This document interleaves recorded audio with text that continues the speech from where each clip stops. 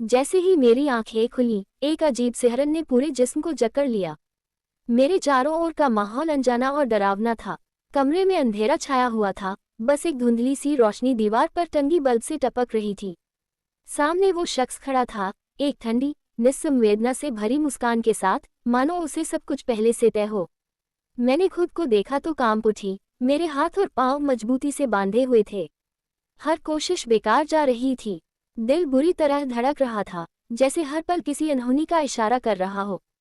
कौन हो तुम? मुझे जाने दो, मैंने कांपती आवाज में कहा। लेकिन उसकी आंखों में कोई दया नहीं थी, बस एक अजीब सुकून और नियंत्रण का एहसास। वो जो चाहता था, मैं उसे ऐसा करने की इजाजत कभी नहीं दे सकती थी, पर मेरी हालत ऐसी नहीं थी कि मैं उसे रोक पाती। उस एक पल में मुझे अपनी बेबसी का ऐसा एहसास हुआ जैसा पहले कभी नहीं हुआ था। मेरा नाम कल्पना है, उम्र सिर्फ 20 साल, लेकिन लोग कहते थे कि मेरी खूबसूरती उम्र से कहीं ज्यादा असरदार थी। जिस किसी की नज़र मुझ पर पड़ती, वो एक पल को ठहर सा जाता। मेरे साथ मेरी 2 चचेरी बहनें भी थीं, हम सब एक ही घर में रहते थे। वो मेरी चाची की बेटियां थीं। हमारे घर में मर्दों की मौजूदगी लगभग ना के बराबर थी। सिर्फ एक भाई था जो शहर में काम करता था और वही मेरा मंगेतर भी था। हम औरतों की एक छोटी सी दुनिया थी, जिसमें अपने लिए खुद ही लड़ना, जीना और कमाना था। हालात ने हमें ज्यादा पढ़ने नहीं दिया, लेकिन वक्त ने हमें हुनरमंद बना दिया। शादियों और त्योहारों में गाना बजाना, नाच करना ही हमारा पेशा बन गया था। हम वो औरतें थीं जो दूसरों की खुशियों का हिस्सा बनकर खुद के लिए रोटी कमाती थीं। लोग हमें नाचने वाली कहते थे, लेकिन हमारे लिए ये नाम हमारी मेहनत की पहचान था। एक शाम हम एक शादी में परफॉर्म करने गए थे। माहौल रोशन था, संगीत गूंज रहा था और हम अपने काम में डूबे हुए थे। तभी मेरी नज़र बारात में आए एक लड़की पर पड़ी। उसकी आंखों में कुछ अजीब था। वो मुझे लगातार घूरे जा रहा था, जैसे निगाहों से कपड़े उतार रहा हो। उसका चेहरा ही बता रहा था कि वो कोई शरीफ इंसान नहीं है। शादी का माहौल अब धीरे धीरे थम रहा था। हमारा काम खत्म हो चुका था और हम अपने घर लौटने की तैयारी में थे। जैसे ही मैं भीड़ में से निकलते हुए उस लड़के के पास से गुजरी, उसने अचानक मेरा हाथ पकड़ लिया। मेरी रगों में सिहरन दौड़ गई। वो मुस्कुरा रहा था, लेकिन उसकी मुस्कान में गंदगी छुपी थी। तुम बहुत अच्छा गाती हो, उसने कहा, और देखने में तो जैसे तस्वीर हो कोई। चलो मेरे साथ, तुम्हें खुशियां दूंगा और जितना कहोगी उतना दाम भी। मैंने एक झटके में अपना हाथ छुड़ाया और आंखों में गुस्से की आग लिए उससे कहा, हम गरीब हो सकते हैं, लेकिन हमारी इज्जत हमारे लिए सबसे बड़ी दौलत है। हम यहाँ नाचते हैं, गाते हैं, लेकिन बिकते नहीं। तुमने हमें शायद गलत समझ लिया है। मेरी आवाज तेज थी, दृढ़ थी। वो हंस पड़ा, फिर उसने जहर उगला, तुम जैसी औरतों की कोई इज्जत नहीं होती। सीधी तरह चलो, वरना जबरदस्ती ले जाऊंगा। मैंने बिना सोचे एक जोरदार थप्पड़ उसके चेहरे पर जड़ दिया। भीड़ सन रह गई। उसके चेहरे का रंग बदल गया, आंखों में क्रोध उतर आया। अगले ही पल उसने मुझे जोर से खींचा और अपनी गाड़ी की ओर घसीटने लगा। मैं चीखने लगी, मेरी दोनों कजिनें भी मेरी मदद को दौड़ी। एक चिल्ला रही थी, दूसरी उसके सामने खड़ी हो गई, ये मेरी भाभी है, इसे छोड़ दो। उसने मेरी कजिन को धक्का दिया, वो जमीन पर गिर पड़ी। हैरानी की बात यह थी कि वहां खड़े लोग सब कुछ चुपचाप देख रहे थे। कोई हमारी मदद को आगे नहीं आया। शायद उसके अमीरी और रौब ने सबकी जुबानें बंद कर दी। वो मुझे गाड़ी धकेल कर ले गया। मेरी चीखें, मेरी मिन्नतें सब हवा में गुम हो गईं। उस नियत साफ वो मुझे एक शिकार की तरह अपने साथ अपने बंगले में ले गया, और अब वो मुझे अपने कमरे की ओर घसीटता हुआ लिए जा रहा था। मैं बुरी तरह कांप रही थी। दिल तेजी से धड़क रहा था और गले से चीखें निकल रही थीं, जो बंगले की दीवारों में गुम हो रही थी। मैं रो रही थी, मदद की गुहार लगा रही थी, लेकिन उस सुनसान घर में मेरी आवाज सुनने वाला कोई नहीं था। पर अब इंतजार का वक्त नहीं था, मुझे खुद ही कुछ करना था। तभी मेरी नज़र कमरे के कोने में रखे एक भारी फूलदान पर पड़ी। जैसे ही वह मुझे जबरन अपने कमरे की ओर ले जाने लगा, मैं उसके पास से गुजरी और पूरे जोर से फूलदान उठाकर उसके सिर पर दे मारा। एक खून भरी चीख कमरे में गूंज गई। उसके गिरने से पहले ही मैं वहां से भाग निकली। मैं अंधाधुंध भाग रही थी। बस एक ही ख्याल था, इज्जत बचानी है, किसी भी हाल में। पता नहीं वो कौन सी गली थी, कौन सा इलाका। हर मोड़ अजनबी लग रहा था। अचानक मेरी रफ्तार एक कार से टकरा गई। टक्कर जोरदार थी, मेरी सांसें रुक सी गईं। लेकिन शायद किस्मत अभी पूरी तरह से रूठी नहीं थी। कार समय रहते रुक गई थी, वरना सब कुछ वहीं खत्म हो सकता था। मुझे उठाया गया, मेरी आंखें बंद हो गईं। जब 2 दिन बाद होश आया तो मैं एक अस्पताल में थी। मेरे सामने एक शांत चेहरा था। मैं डॉक्टर परिमल हूँ, उसने कहा। आपको सड़क से उठाया था, बहुत चोट आई थी, लेकिन अब आप सुरक्षित हैं। वो इंसानियत से लबरेज था। जब मेरी तबीयत थोड़ी संभली तो उसने कहा, चलो मैं तुम्हें घर छोड़ देता हूँ। मैं उसके साथ घर लौटी, जाने किस उम्मीद में कि अपनों की बाहें खुली मिलेंगी, गले लगाकर कहेंगे कि सब ठीक हो जाएगा। लेकिन घर की चौखट पर कदम रखते ही मेरी दुनिया फिर से ढह गई। वो चेहरे जो मेरे अपने थे, अब अजनबी लग रहे थे। उनकी आंखों में चिंता नहीं, बल्कि शक था। उनके शब्दों में अपनापन नहीं, बल्कि तिरस्कार था। उन्होंने मेरी तकलीफ नहीं सुनी, सिर्फ अपने मान सम्मान की चिंता की। तू हमारे सिर पर कलंक बनकर क्यों लौटी है? एक आवाज गूंजी। मैं अवाक थी। मेरा कसूर क्या था? मेरे अपने ही मुझे ठुकरा चुके थे। उनका कहना था कि अब मैं उनके लायक नहीं रही। मैंने रो रोकर सफाई दी, गिड़गिड़ाए, लेकिन मेरी बात किसी ने नहीं सुनी। मेरे आंसुओं का कोई मोल नहीं रहा था। बेजान सी मैं दरवाजे पर खड़ी रह गई। तभी मैंने देखा, डॉक्टर परिमल बाहर खड़े थे। उन्होंने सब कुछ सुन लिया था। मैं उनकी ओर बढ़ी, कुछ कह भी नहीं पाई थी कि अचानक आंखों के सामने अंधेरा छा गया और मैं वहीं गिर पड़ी। जब होश आया तो मैं एक खूबसूरत, शांत से घर के अंदर थी। उन्होंने मुझे अपनी देखभाल में रखा, बिना किसी सवाल के, बिना किसी ताने के। तुम्हारे लिए कुछ खाने को लाता हूँ, उन्होंने कहा और रसोई की ओर चले गए। मैंने उस घर को देखा। कुछ देर बाद उन्होंने मेरे लिए खाना लाकर दिया और फिर मुझे एक कमरा दिखाया। यहाँ आराम कर लो, तुम्हें इसकी जरूरत है। मैं चुपचाप उस कमरे में चली गई। दिल बोझिल था, लेकिन माहौल में एक अजीब सी शांति थी। शाम ढली तो मैं नीचे आई। वहाँ डॉक्टर साहब के साथ एक बेहद सुंदर औरत बैठी थी। शायद उनकी पत्नी थी। उन्होंने मेरी ओर देखा और हल्की से मुस्कुराकर कहा, तो तुम हो कल्पना। परिमल ने सब बताया, जो तुम्हारे साथ हुआ वो किसी के साथ न हो। उनका लहजा सच्चे दुख से भरा था। मैं सिर्फ सिर झुकाकर बैठी रही। 2 दिन इस घर में गुजरे, लेकिन दिल में एक बेचैनी थी। फिर तीसरे दिन परिमल और उनकी पत्नी ने मुझे अपने पास बुलाया। कुछ जरूरी बात करनी थी, लेकिन इससे पहले कि वो कुछ कहते, मैंने खुद ही बोल दिया, मुझे कोई काम चाहिए। मैं किसी पर बोझ नहीं बनना चाहती। मैं अब अपने उस पुराने घर में कभी लौटना नहीं चाहती थी। वहां जहां अपनों ने मेरी बात सुने बिना मुझे ठुकरा दिया था। मैंने डॉक्टर परिमल और पारुल जी से कहा, आप चाहे तो मुझे इस घर में नौकरानी की तरह रख लीजिए। मुझे वेतन की जरूरत नहीं, बस यहीं रहकर सेवा करना चाहती हूँ। मेरी बात सुनते ही पारुल जी अचानक मुस्कुरा पड़ी, लेकिन अगले ही पल उन्होंने कुछ ऐसा कहा कि मेरी सांसें थम सी गईं। हम तुम्हें नौकरानी नहीं बनाना चाहते कल्पना, हम तो तुम्हें इस घर की रानी बनाना चाहते हैं। मेरा मतलब है, मैं चाहती हूँ कि तुम्हारी शादी परिमल से हो जाए। मैं कुछ पल तक कुछ कह ही नहीं पाई, मानो किसी ने मेरे पैरों के नीचे की जमीन खींच ली हो। मेरी आंखों में सवाल थे और दिल में घबराहट। क्या आप मजाक कर रही हैं? मैंने हौले से पूछा। बिल्कुल नहीं, पारुल ने गंभीरता से कहा। कल तुम्हारे लिए शादी का जोड़ा लेने चलेंगे। और फिर उन्होंने मेरी मर्जी भी पूछी, पर मैं कैसे इनकार करती। जिन अपनों ने बिना सच जाने मुझे दुत्कार दिया, उनसे बेहतर तो ये 2 अजनबी निकले जिन्होंने न सिर्फ मुझे अपनाया बल्कि सम्मान भी दिया।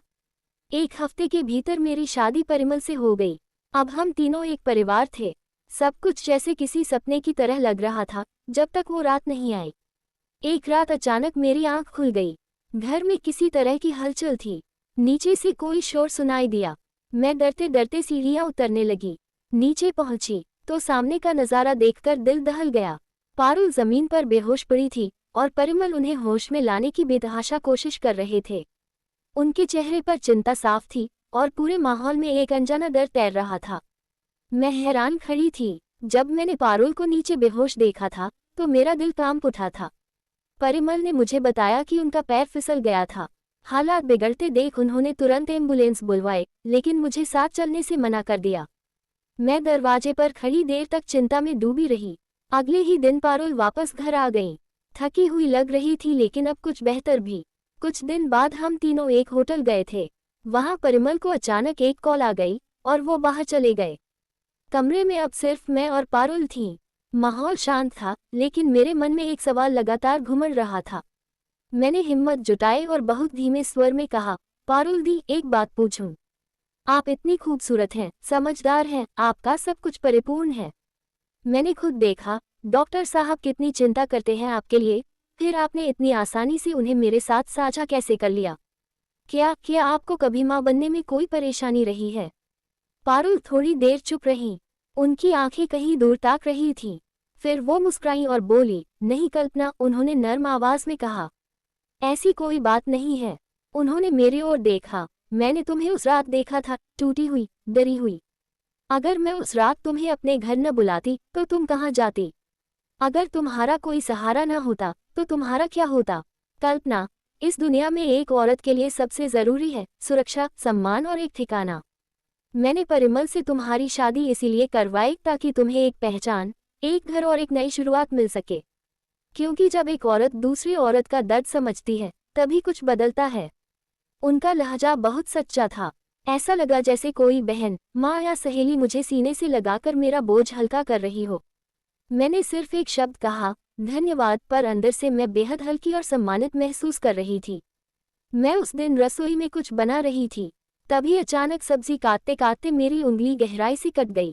पहले तो मैं घबरा ही नहीं पाए, लेकिन जब खून लगातार बहने लगा तो हाथ कांपने लगे। पारुल जैसे ही अंदर आई, उनका चेहरा देखते ही बदल गया। वो घबराहट और गुस्से के बीच कहीं झूल रही थी। मेरी उंगली से बहता खून देखकर वो जैसे टूट सी गई। मैंने कितनी बार कहा है, किचन का काम मत किया करो। उनका स्वर तेज था, लेकिन उसकी तह में चिंता की गर्मी थी। तुम कोई नौकरानी नहीं हो कल्पना, हर वक्त काम करने की आदत है तुम्हें। देखो कितना खून बह रहा है, तुम्हें समझ भी है कि खून कितना कीमती होता है। वो लगातार बोलती जा रही थी, जैसे हर शब्द के साथ खुद को भी समझा रही हूँ। उनकी आंखों में एक अजीब सी बेचैनी थी। तुरंत ही मुझे अस्पताल ले जाया गया। परिमल भी कुछ ही देर में भागते हुए वहां पहुंच गए। उनकी आंखों में घबराहट साफ झलक रही थी। रात को जब मैं बिस्तर पर लेटी थी तो नींद मुझसे कोसों दूर थी। मैं सोचती रही, ये दोनों मेरे लिए इतना क्यों करते हैं? मैं तो एक मामूली सी लड़की हूँ, न कोई खास पहचान, न ही कोई संपत्ति जिसे मैं उनके जीवन में जोड़ सकूं। फिर क्या है जो उन्हें मेरी इतनी फिक्र होती है?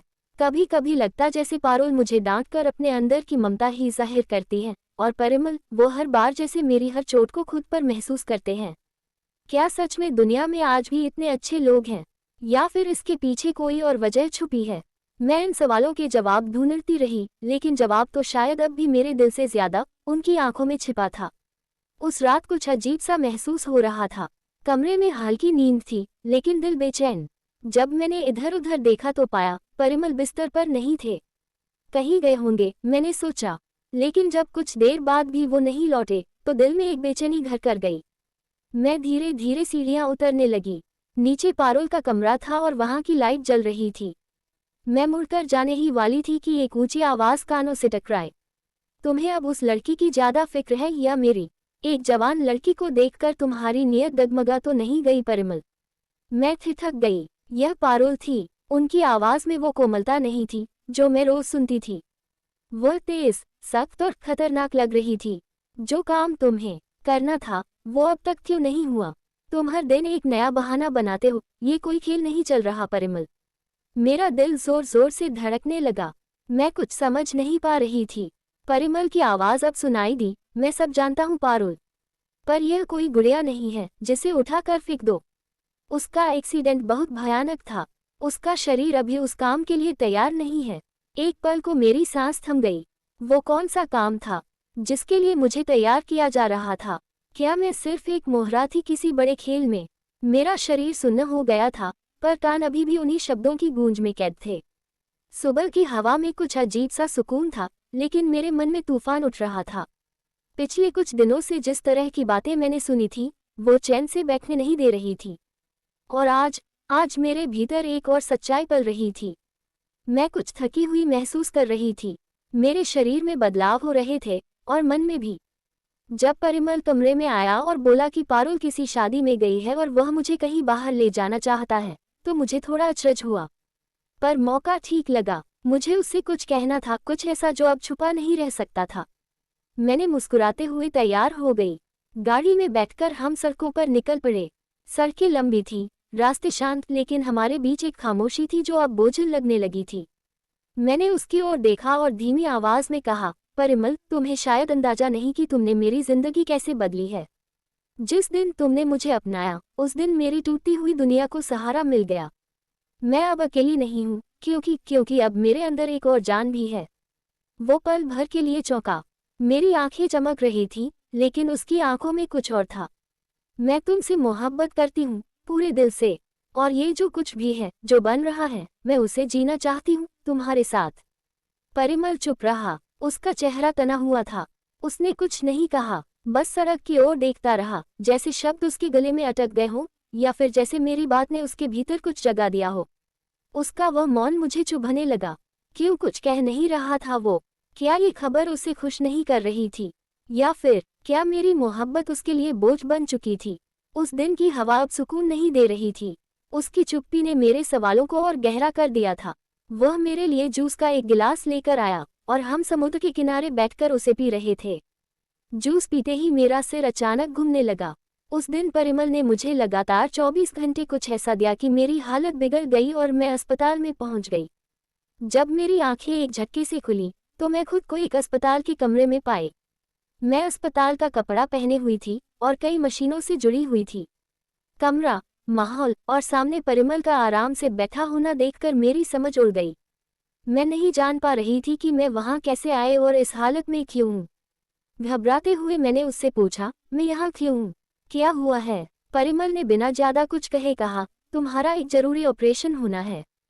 फिर वह अपनी तरफ मुड़ गया और किसी मेडिकल उपकरण को साफ करने में लग गया, जैसे मेरी बात का असर उस पर न हुआ हो। मैंने डर के मारे जोर से चिल्लाना शुरू कर दिया और पूछा, क्या ऑपरेशन? कैसा ऑपरेशन? परिमल ने ठंडी आवाज में कहा, मैं तुम्हारे दिल का ऑपरेशन करना चाहता हूँ। तभी जब अस्पताल के पर्दे को हटाया गया तो मेरे कदमों तले जमीन खिसक गई। सामने जो महिला पड़ी थी वो पारुल थी। मेरी सांसें तेज हो गईं और मशीनों की आवाजें जोर से सुनाई देने लगी। जो कुछ भी वह मेरे साथ करने वाला था, मैं उसे मंजूरी नहीं दे सकती थी। लेकिन मैं कैसे रोकती? मेरे दोनों हाथ और पैर बंधे हुए थे। मैंने उससे विनती की, मुझे जाने दो, पर वह कोई दया नहीं दिखा रहा था। मैं पूरी तरह घबरा गई थी। परिमल ने मेरी हालत देखी, मेरा ब्लड प्रेशर अचानक बढ़ रहा था। उसने मेरी चिंता की और धीरे से कहा, शांत हो जाओ, सब ठीक हो जाएगा। बस रिलैक्स रहो। मैं जोर से चिल्लाई, मेरे साथ आखिर क्या हो रहा है? परिमल ने धीरे से मुझसे वादा किया कि वह सब कुछ बताएगा। उसने बताया, मेरी बीवी बहुत बीमार है, उसका दिल जल्दी बदलना जरूरी है, नहीं तो वह मर जाएगी। लेकिन उसके लिए सही दिल मिलना आसान नहीं, खासकर ऐसा दिल जिसका ब्लड ग्रुप ओ पॉजिटिव हो, जो करोड़ों में से बहुत कम लोगों के पास होता है। पर जब तुम्हारी कार से टक्कर हुई और मैं तुम्हें अस्पताल लेकर आया, तुम्हारे टेस्ट हुए, तो मैं चौंक गया कि तुम्हारा और पारुल का ब्लड ग्रुप एक ही था। तब मैंने तुम्हें पाने की कोशिश की, तुमसे शादी की, और अब मैं तुम्हारा दिल निकाल कर अपनी बीवी को देना चाहता हूँ, ताकि वह फिर से जी सके। पर अफसोस यह है कि इस ऑपरेशन के बाद तुम जिंदा नहीं रह पाओगी। परिमल की बातें सुनकर मेरा दिल टूट गया और मेरे पैरों तले से जमीन खिसक गई। मुझे महसूस हुआ कि ये लोग बस मेरा इस्तेमाल कर रहे थे। उन्होंने मुझसे कितना बड़ा धोखा किया था। वे मेरी जान लेने की साजिश रच रहे थे। उनका ये प्यार और ये सब बातें बस एक छलावा थी। उनका अपना कोई और मकसद था। अब मैं पूरी तरह उनके जाल में फंस चुकी थी। उनकी मीठी मीठी बातों ने मुझे बेफिक्र बना दिया था, लेकिन मेरी हालत दिन ब दिन खराब होती जा रही थी और डर मुझे घेरने लगा था। परिमल ने मुझसे कहा, मुझे माफ कर दो, मैं मजबूर हूँ। फिर उसने मुझे इंजेक्शन लगाना शुरू किया, जिसके बाद ऑपरेशन शुरू होना था। मैं जोर से चिल्लाई, परिमल, तुमने मुझे धोखा दिया है। मैं तुम्हें कभी माफ नहीं करूंगी। हमारी आने वाली औलाद भी तुम्हें माफ नहीं करेगी। आज तुम एक नहीं, दो जिंदगियां खत्म करने वाले हो। मेरी बात सुनकर वह हैरान रह गया। मैंने अपनी आंखें बंद कर ली और बेबसी से रो पड़ी। जब मेरी आंख खुली तो मैं अपने कमरे में थी और ठीक महसूस कर रही थी।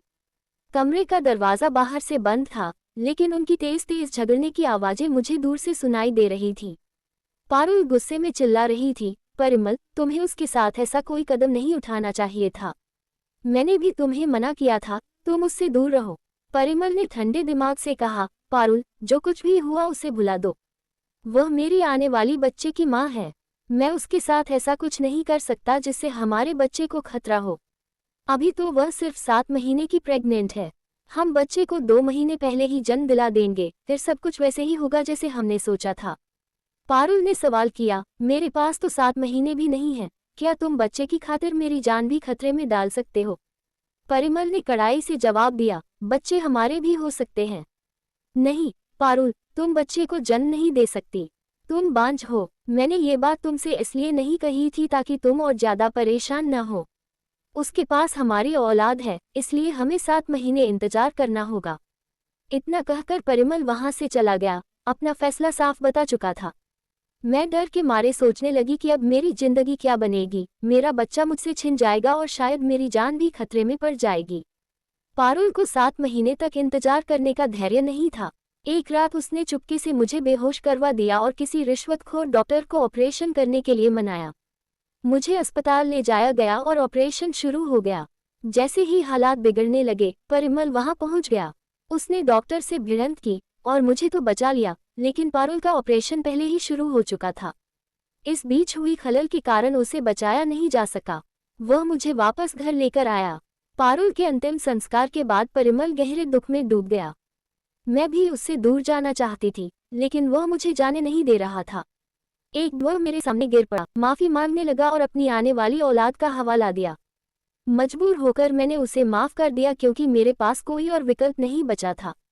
मैं सोचती थी, अगर मैं कहीं जाती तो कहाँ जाती।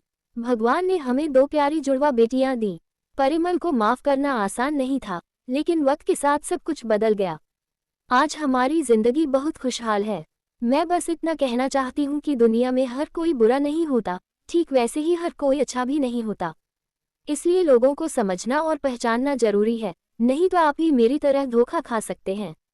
दोस्तों, उम्मीद है आपको हमारी कहानी पसंद आई होगी। अगर पसंद आई हो तो इस वीडियो को लाइक करें और अगर आप हमारे चैनल पर नए हैं तो सब्सक्राइब करना न भूलें। साथ ही नोटिफिकेशन बेल को दबाएं ताकि अगली अपडेट सबसे पहले आपको मिले।